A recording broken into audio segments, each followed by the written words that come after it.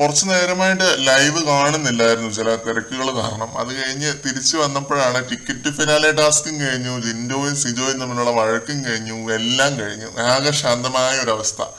റസ്മിനും ജാസ്മിനും സംസാരിക്കുന്നത് വെച്ച് നോക്കുവാണെങ്കിൽ അപ്സരയും സിജോയും കഷ്ടപ്പെട്ട് ബുദ്ധിമുട്ടി തുന്നി കൊണ്ടുപോയി കൊടുത്ത 9 പില്ലോസ് ജിൻഡോ റിജക്ട് അടിച്ച് വിട്ടു.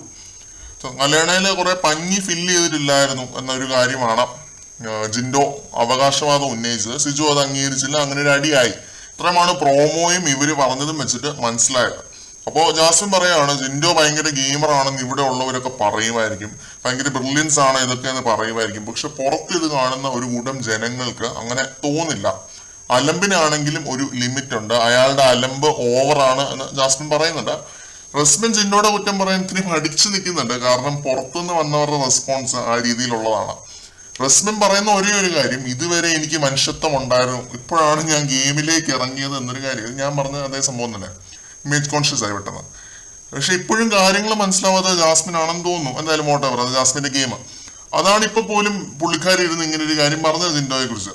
എന്തായാലും ടാസ്കും വഴക്കും ഒക്കെ ലൈവിൽ മിസ്സായ സ്ഥിതിക്ക് ഇനി അതിനെ കുറിച്ച് എപ്പിസോഡ് കണ്ടത് വെച്ച് പറയാം. സോറി കേട്ടോ ഗൈസ്. മറ്റൊരു ലൈവ് അപ്ഡേറ്റുമായിട്ട് വീണ്ടും കാണാം.